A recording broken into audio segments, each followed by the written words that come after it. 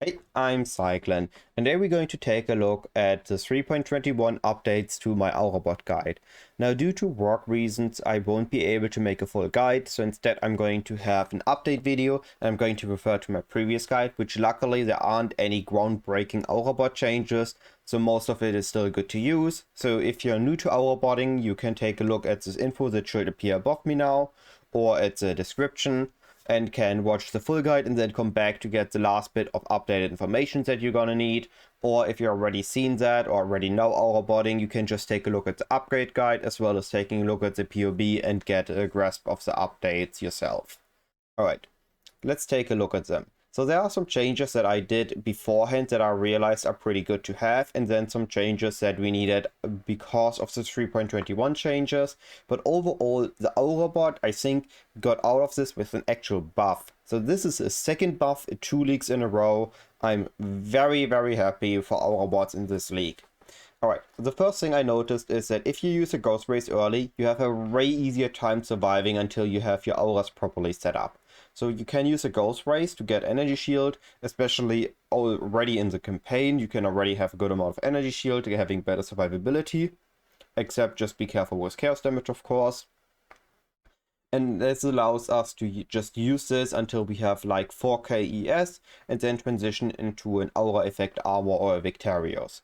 Then we can now use a Divine Blessing setup. I found a setup that allows us to have consistent Divine Blessing up without needing to use an increased effectiveness flask. So if we have a flask with a 25% reduced cost roll, combining it with a flask with combining it with the Dreamer node and the Mana Mastery, and then finally using a Divine Blessing and Inspiration with the Virgin quality, we're going to have about 10%, I always say percent, I don't know why, a 10 mana cost. So just 10 mana to use an aura, which is not free, but it's quite nice to have an additional 50% aura like haste or additional offensive aura.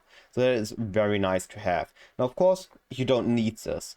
If you don't like it, you don't have to go for it. You can just not use another 50% aura. And then you have freed up some gem spots for utility and some passive points for survivability as well. I've added a min-maxed version. This is basically for those who say, I just want to see how far I can push the Aurabot. Just putting like mirrors of currency into this and then see how much I can survive with. And I can tell you it's going to survive a lot. So I've added a tree, you can see here, combining it with a skill gem section and some items to have the maximum potential of an Aurabot inside a passive building. Of course, not for everybody. Some just want the Aurabot early and to specific point, but that's fine too. For everybody has their own playstyle, right? I've cleaned up the gem section, so it's now a bit easier to understand, to look at. Everything that needs to be a specific slot has the mentioned slot in the socketed in section. And then I've changed the trees, especially for the low life and the leveling section, that we are grabbing ghost dance early. Ghost dance is very powerful early on when we're still evasion based and we're only getting a few hits in, but later on higher versions I do prefer to have Divine Shield. Now some changes that we need because of 3.21 changes. We've lost some reservation specific to some auras, for example Discipline Reservation, Grace Reservation and Vitality Reservation. So we're going to use the upgraded or buffed what was it called? The Darkness Enthroned for the CI version, and for all versions we're going to use the new boots Bubonic Trail.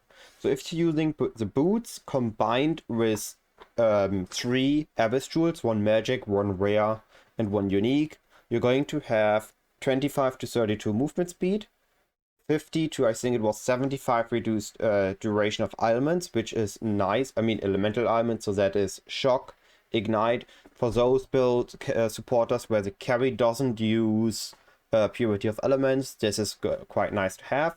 And also going to have up to 24, which is the most important part up to 20 for reservation efficiency, which is definitely something we want. So this basically cancels out all the reservation we've lost. And on top of that, we can use the Druids Corrupted to get another 2% reservation efficiency on them. And on the Darkness Enthroned, we can get even more reservation efficiency because it has up to 100% increased effectiveness. So we can get another 4 reservation there. And I've noticed, assuming you have enough budget to buy those, a really good rolled intelligence ES eye jewel is going to be better if you have 2 of them than a baited breath. Now in very high versions, having access to a rare crystal belt with percentage ES and armor normal ES is going to be better. And on the low life version, we still need to have a Flask sustain belt so that our correlating elixir is going to be at 100% uptime. Now on early stages, we might need to use a second correlating elixir or still an overflowing chalice to guarantee the 100% uptime.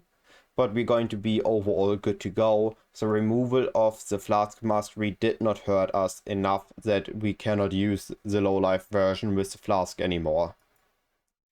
Some other things that we did is now we are going to use Spell Suppression.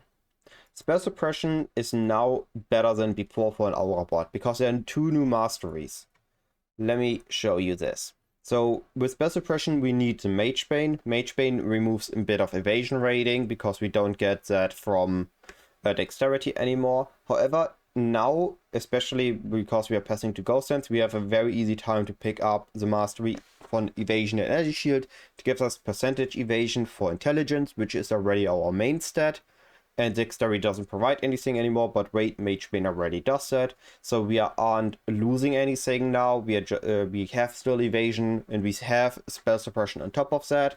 And by using then the Instinct evasion Spell Suppression wheel, we also get access to the Spell Suppression Mastery, which makes our spell damage as chance to suppress spell damage lucky. So we are roughly at 75% spell suppression, which is a good state to be in, and the rest you can either get on gear or you can stay at 75. In later stages we are going to upgrade out of it again, but for early stages this is definitely a nice pickup for additional survivability.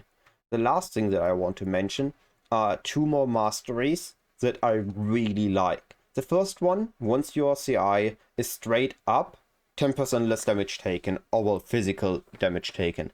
10% of physical damage from hits are taken as chaos, so that is 10% physical damage is just removed, which is really nice to have. The other thing is armor and energy shield mastery are going to result in recovering 5% of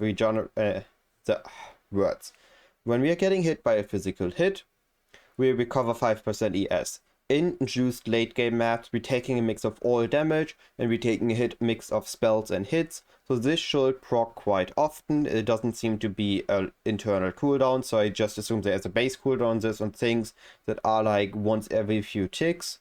So that combining that with Divine Shield should give us a really good survivability rate. Now the last thing that I want to mention before I'm going to end the video.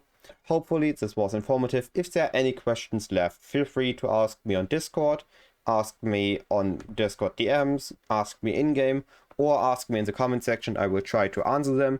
And if I missed anything important, I'm going to update the POB ASAP, so you can see the information included in the POB the next time you check it. All that being said, have a wonderful day and goodbye.